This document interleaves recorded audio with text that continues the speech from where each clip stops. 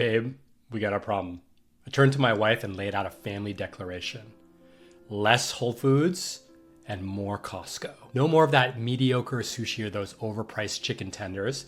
It was time to tighten our belt. You see, we're in a strange situation. I've been long stock since I had long hair in a middle part. Yep, 1999. I then had a 15-year career on Wall Street until I semi-retired at age 35, 10 years ago. And then we moved to the beach. I work 5 hours a day, live on unrealized capital gains, using some margin, or as I tell my wife, our giant credit card. In simple terms, I'm asset rich, cash poor, and spend more than I earn, which is why sell-offs like this make me really uncomfortable. So in this episode, I'll walk you through how I think about our financial situation in a sell-off. We'll cover why I use margin, how I live in a high cost of living area on a low income, firsthand experience on the wealth effect, keeping receipts so I know when to not sell, and at what age should you stop being fully invested. But before we jump in, this is not financial advice, just one dude's perspective. And so let's start with the backstory. So I have been invested in the stock market since 1999, right? So that's 26 years. I was a junior in college and I started buying index funds. You had to mail in a check, by the way, in those days. Since 1999, the stock market has annualized 8% a year. With dividends reinvested, nominal.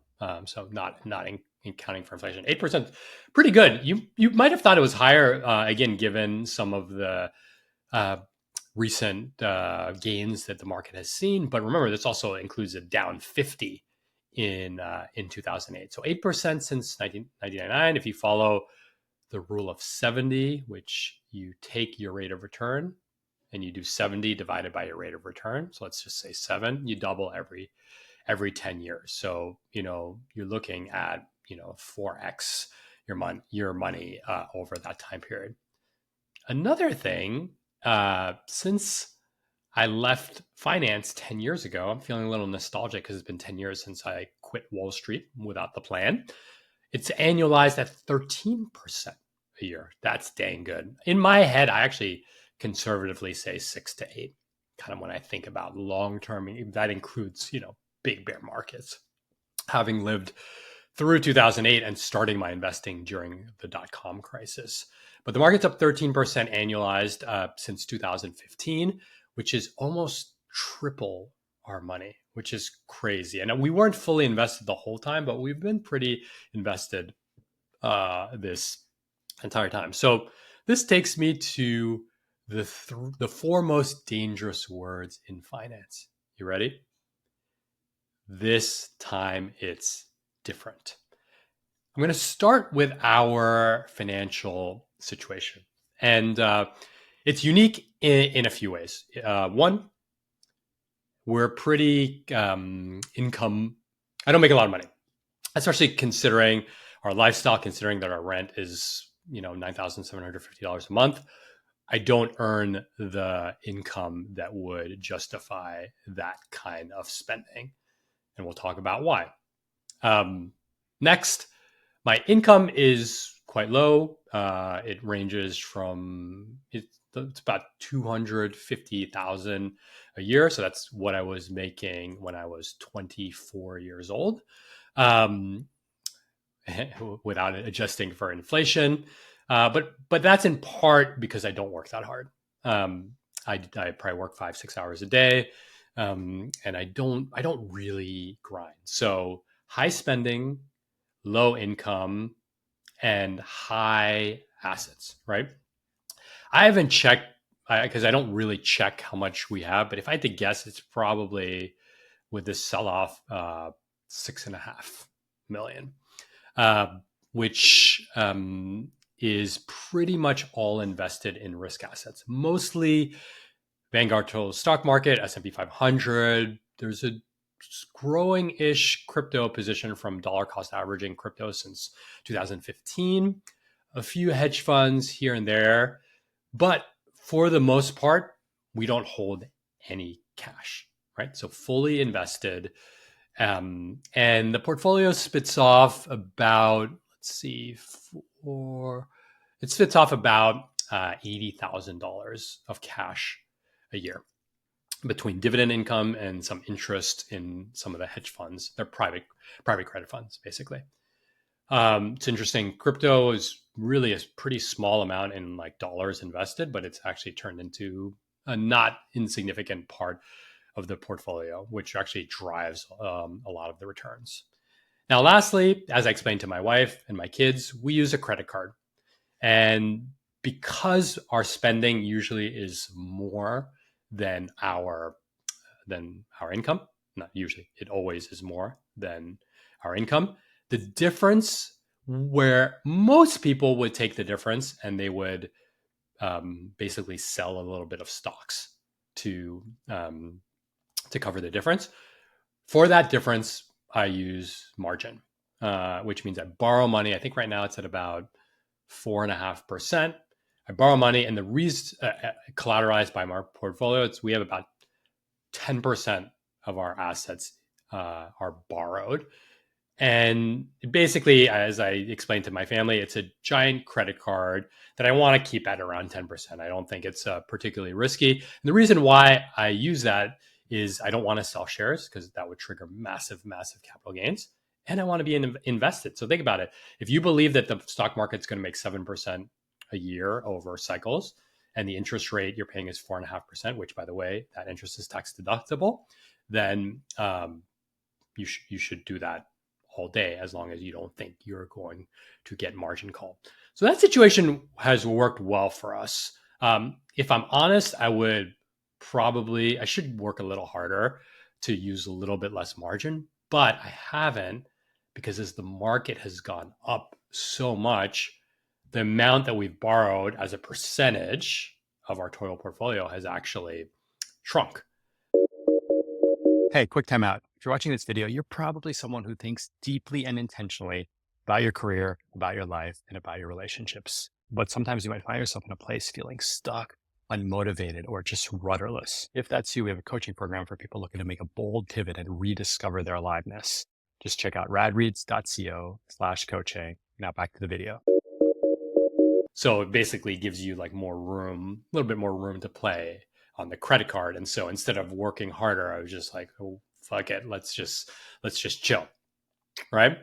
However, when that doesn't work as well in recessions. And if I'm honest, I thought that the bullish spirits were going to be unleashed. Again, I don't time the market on any of this stuff.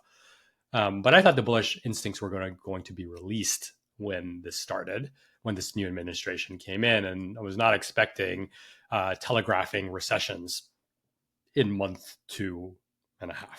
So that's a little bit of a surprise, which has definitely led me to do two things. Try to work a little harder to earn some money. I'm working on some AI projects with some friends and some clients and some things that you might hear about. And think about spending. So we're spending less Whole Foods to Costco, eating less. We don't do that much DoorDash, but less eating out. If we were to book our trip to Japan today, I would not have done the premium economy. And it's the wealth effect that you're seeing in action. For example, my daughter wants to see Tate McRae, the pop starlet. And Tate McRae concerts, nosebleeds are about $250 per ticket. Nosebleeds. Crazy. My shows cost less than that, but I listen to, as my daughter says, ancient bands. So normally Tate McRae, we would have, if things were feeling fine, ebullient, we would have taken the whole family, $1,000, passes the 3-digit rule. But we would take in our youngest one. But now, I told my wife, you take her, it's for her birthday. The two of you go, $500 instead of $1,000. Our 7-year-old doesn't even really care about Tate McRae. So that is, again, that's the wealth effect, right? Even though I'm not scared, I'm a little bit nervous, but we're going to be fine. I'm proactively spending less. And if lots and lots and lots of people do that, then you slow down an economy, which is usually what you want to do during raising rates, but not if you have recessionary signals flashing. So starting to see a little bit of the wealth effect. Another thing that has been strange for our family is the LA fires. So the LA fires happened in January, and a lot of people we knew were affected. We live in Manhattan Beach, which is a nice, posh, bougie suburb, which is very much like Pacific Palisades, bougie, posh suburb. You know, our town's more of a surf town. From what I know about Pacific Palisades, a little bit more flashier cars, a lot more Louis Vuitton. You know, at the coffee shops. Our town is much more about time freedom. Like I surf on 2 o'clock, play volleyball 2 o'clock on a Tuesday. That's how people flex in Manhattan Beach. But so the fires happen. We were not affected. A lot of our friends were, and however, LA has a massive real estate problem, housing shortage. I mean, this whole country has a massive housing crunch, but Pacific Palisades is a very wealthy area. I believe the median home is $3 million, and I believe 5,000 units, commercial and residential, were toast. So you just take that $3 million median home price, very much similar to our town. You have a bunch of people that are looking to get their kids settled, really good schools where we live. And you saw this spike in rental prices. Now there's price gouging laws, so you're only allowed to raise your rent. If you're currently in a home, your landlord can only raise their rent by 10%. However, there's zero purchasing inventory, and the rental market, from what I hear, and this might have been people who are, you know, desperate, so kind of willing to pay anything to just get their kids and families settled. But we hear that our rent is 2x, and at 2x we can't afford. I mean, we could technically do it, but it would be stupid. It's probably a little bit stupid at the rates that we're paying.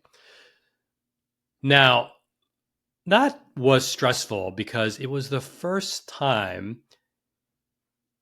basically in my life as an adult, where something that I wanted was out of my financial reach. Now, I know that might sound arrogant. It probably is a bit. But what I mean by that is it's out, like a jet is out of my reach. A ski home is out of my reach. Multiple luxury cars is probably a stretch. But I don't want those things.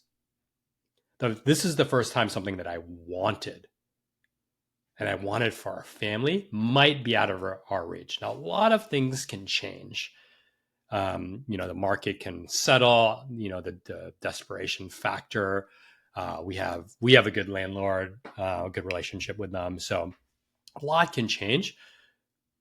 But as someone who built up their life to be very resilient and say, no, I control my own destiny through my investing decisions, through my working decisions, and through my spending decisions, it fucking sucked to know that there's some part of us. We've had the conversation that we might get priced out of living here. Now, obviously, I could go get a job and then we could stay here, but that's kind of the point. Is I don't really want a job, especially not the kind of job that would probably be required to bridge the gap. Now, again, there's a lot of gray area. I could always turn up the jets on entrepreneurship. Like I said, I work very few hours a week. Like I said, I work very few hours a week. I could definitely turn that up, but it was the first time I felt maybe shame was the right word. Like, damn, I didn't deliver on my end of the bargain to my family, which is wild because it was the most idiosyncratic. Basically, like one wealthy neighborhood burns down, all the wealthy people want to move to the other wealthy neighborhood. There's no supply, prices go up. If you are a homeowner, it's amazing for you. And so I'm giving myself grace, but still, it felt a little bit strange. So another question that has been lingering with me in this time is it time to turn down my risk profile? Look, I'm 45 and a half. I'm basically invested in risk assets. Is it time to, you could take a scenario where you take the 6.5 million and put it all in assets that are yielding 4% with very little volatility. And what does that make? That's 240 plus, that's 270,000 a year, which sounds pretty compelling, but I'm not ready to do that. And the other thing is, we don't really want to leave our kids money when we're gone. So we're not trying to do any intergenerational wealth, and their education is covered with their 529 plans. So we're good from a kid's perspective. Obviously, if we can get them to 18, and I'm touching wood that no strange things happen. So 45 and a half years old, we don't want to leave our kids. We don't want to do intergenerational wealth. We're covered for our next major purchase, which is our kids' college. So a few things. One is I'm still quite young. And so, if inflation is running higher, locking into more bond-like assets at this point in my life, my actuarial life, I have 30 more years to live on an actuarial life perspective. Women live to be 85, Lisa's 40 more years. So this doesn't seem to be the right time to be just taking off risk and just living off of current income, especially because we want to have the option. Like, I would like the option to buy a home, not in my town, but I would like the option to buy a home when I retire. And I think part of the tension that I have is like, there's a lot of options that I want to keep open. But I also don't want to pay for those options. And how do you pay for those options? Is by earning more money. So that would be one thing. I do think that there's probably, again, a gray area where you just take a little, maybe you try to add 30K of income, cash generating assets. And there's probably something to be said there. But the philosophy that I really enjoy is cover your spending with your income, which we're not doing, but I could. And as I say this out loud, I'm like, okay, you need to work a little bit harder. Cover your income cover your assets cover your spending with your income, and then let the principal grow. Now, I will say that I have a little bit of what I call number go up syndrome, which is wanting to just watch that number go up, right? That feels good, right? Even though I don't actually track it, but I kind of track it in my head because I know how the market's doing. I know how crypto is doing, so on. I know how much I'm earning. I like the number go up. It's kind of like number of steps you take or your sleep score. You never want it to be flat. It kind of makes you feel shitty about yourself, right? And that's definitely something that I need to investigate a bit further. So to summarize, I probably should roll some of my assets into more income producing, not a ton, but some, just to take a little bit of that pressure off. But what I really believe is, especially now that my kids are 11 and 8 going on, I have a lot more free time. I have more free time to travel. In fact, I actually applied for a part-time job. I applied for a part-time job. It wasn't really advertised, but it was, friendly thing for a very cool AI consultancy. And I'm like, this is cool. Cool people, cutting edge. I would learn a ton. I'd get paid for the things that I want to do. We'll see. It wasn't, like I said, it wasn't an advertised job, but we'll see how that shakes out. The last thing I want to end on is these words. This time it's different, right? In these recessions or downturns, I have what I call my bear market journal. And I just keep receipts of all the articles and all the text from friends and folks that say, now, this time it's different. Now it's time to sell. And look, I have never sold in 25 years. I ain't fucking starting today, right? I'm not, right? I lived through 08. Granted, I had income in 08, but I lived through watching your assets go down by 50%. It sucks. But I'm not selling. So I did clickbait you a bit into this, but I think you guys probably suspected that. So I do keep this bear market journal. So I'll link to the blog post, but I have all these receipts. And this was an email from a friend who was a really good investor in 2019. And he said, I get not touching your S&P position. No reason to be a forced seller. This is in 2019. Question is, if other ways to get growth the next decade versus how you got it in the past decade. So I took a note of that because I really respect this person and they're an investor. Triple since 2019, right? The other one, you might know, This Time It's Different, the book by Reinhardt and Rogoff. They basically made a bold claim that at the end of 2008, everything was going to be different. They were wrong. They actually lied. Some of their statistics were wrong too. But in 2020, actually before COVID, they said that this time, there's a Bloomberg article I'm looking at on my screen right now. They said this time it's really different. Double since 2020. So I encourage you, the media, Twitter, whatever you follow, TikTok, people are incentivized to talk about, to be Chicken Little, right? That sells newspapers. It drives click. If people say, keep calm, carry on, no one's clicking. So I encourage you to fight your own instincts. I know you guys got this. You wouldn't be listening to this if we didn't share this ethos of long-term commitment. But we're also human, right? Which is why I made this episode. So I encourage you to, when you see an article, you're going to see an article, you're probably seeing one this week that says this time it's different, things are going to get really bad.